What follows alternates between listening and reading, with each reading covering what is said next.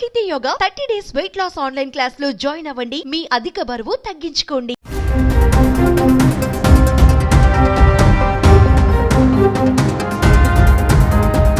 Breaking news. ప్రియుడితో కలిసి భర్తను వదిలేసి బయట ఉండడం కోసం ఓ మహిళ చేసిన పని ఇప్పుడు సంచలనంగా మారింది. సొంత కుమారుడినే కిడ్నాప్ చేసింది ప్రియుడితో కలిసి ఇంటిని నిర్మించుకునేందుకు.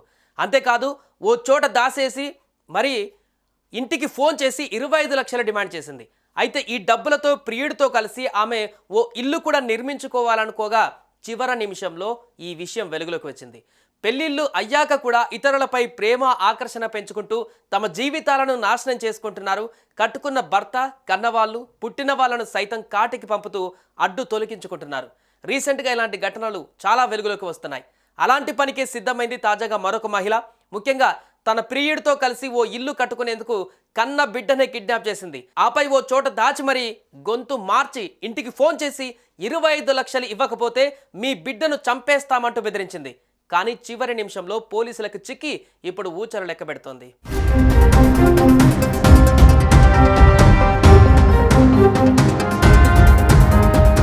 బీహార్లోని చప్రా జిల్లాకు చెందిన బబితాదేవికి అప్పటికే పెళ్ళయింది.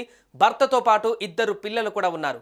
భర్తే జీవితం, పిల్లలే సర్వస్వంగా బతుకుతున్న ఈమె జీవితంలో నితీష్ కుమార్ అనే వ్యక్తి ఎంటర్ అయ్యాడు. ఇక అప్పటి నుంచి భర్త, పిల్లలపై ప్రేమ మర్చిపోయి నితీష్ కుమార్ మత్తులో పడిపోయింది. అతడితోనే జీవితం సాగించాలని అనుకుంటుంది. అయితే ప్రేమికుడి వద్ద ఎక్కువగా డబ్బు లేకపోవడంతో అతడితో వెళ్ళిపోతే కష్టమవుతుందని భావించింది. ఈ క్రమంలోనే ఇద్దరు మాట్లాడుకొని తాము కలిసి జీవించాలంటే ఓ ఇల్లు కావాలని నిర్ణయించుకున్నారు.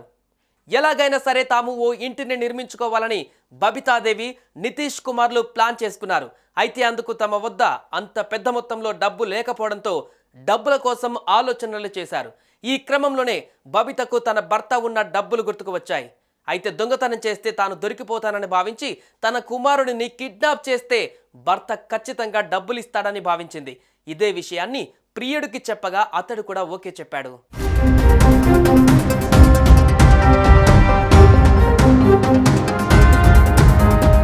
దీంతో బబితాదేవి తన ప్రియుడు నితీష్ కుమార్ సాయంతో తన 13 ఏళ్ల కుమారుడు ఆదిత్య కుమార్ కిడ్నాప్ చేసింది. ఆపై నితీష్ కుమార్ బాలుడిని తీసుకుని పాట్నా వెళ్ళగా ఓ చోట బంధించారు. ఈ క్రమంలోనే బబితాదేవి, నితీష్ కుమార్లు గొంతు మార్చుకొని మరీ ఆమె భర్తకు ఫోన్ చేశారు. మీ కుమారుడు ఆదిత్య కుమార్ను కిడ్నాప్ చేశామని చెప్పి 25 లక్షల రూపాయలు ఇస్తేనే అతన్ని ప్రాణాలతో అప్పగిస్తామని అన్నారు. లేదంటే చంపేస్తామని బెదిరించారు. దీంతో బబితాదేవి భర్త పోలీసులకు ఫిర్యాదు చేశాడు. కేసు నమోదు చేసుకున్న పోలీసులు రంగంలోకి దిగారు. దీంతో అసలు కథ వెలుగులోకి వచ్చింది.